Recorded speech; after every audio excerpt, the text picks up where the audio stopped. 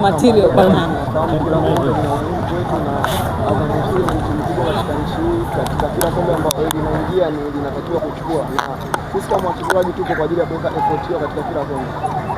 Shukrani sana. Hello 1 2 1 2.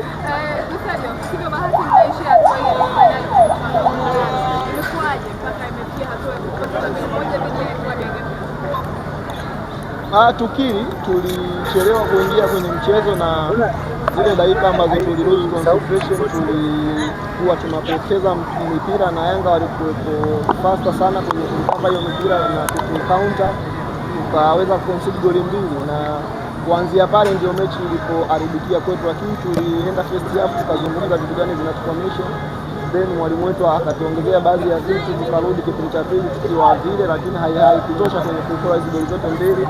Tumepoteza mchezo, tumetoka kwenye shida. Mwalimu alizungumza nini baada ya half time? Naona kipindi cha kwanza mlizidiwa katika eneo la kiungo. Kwa kipindi cha kwanza tulipoteza sana mipira, wakati tunakuwepo nayo wenyewe tunaipoteza wenyewe, na Yanga ni wanakutu count kwa hilo. Kwa hiyo mwalimu wetu alituasa kila mtu aweze kwenda kutoa kile ambacho yeye anachomjua nacho, kwani aliamini katika kila wachezaji walioanza katika siku ya leo.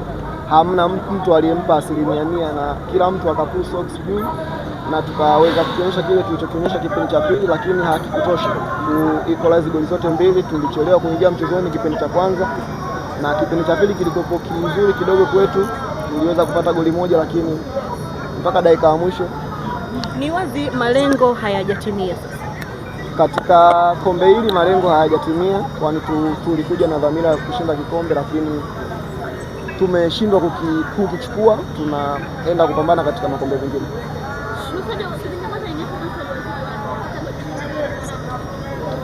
Ninaamini mtego wao waliweka kwenye kutu count, pale tunapoteza mpira ni wanatu count faster katika magepu yetu ambao tunaacha, lakini kipindi cha pili tulirudi tukiwa tunalifahamu hilo, lakini muda haukutosha kwenye kuequalize ya magoli, na hatimaye nimeondoka na ushindi katika siku leo. Baada ya first half Imedimau waliwaita licha ya mwalimu kuzungumza, lakini Imedimau kuna namna aliona kitu akawaita, mkakaa kama dakika kadhaa, sekunde kadhaa, akazungumza na nyie, hatimaye mkapata goli moja, lakini mkashindwa kuendeleza kile ambacho alikizungumza ama kile ambacho mliendelea kukifanya. Pengine kitu gani ambacho alikuwa akizungumza na mkafanya kile ambacho kidogo mkarudi mchezoni na kupata goli moja? Yeye ni mkubwa na ni kiongozi mkubwa sana wapo kwenye pitch, na kitu alichokizungumza pale kiliongeza kitu kikubwa sana kwa wachezaji na hususan kwenye mechi ya leo, na tukakifanyia kazi pia. Hali ya kuwa siwezi kukitaja pale alisema ni kitu gani, lakini alizungumza kitu cha kimpira cha kuijenga mechi ili madi kuwa nzuri kwetu.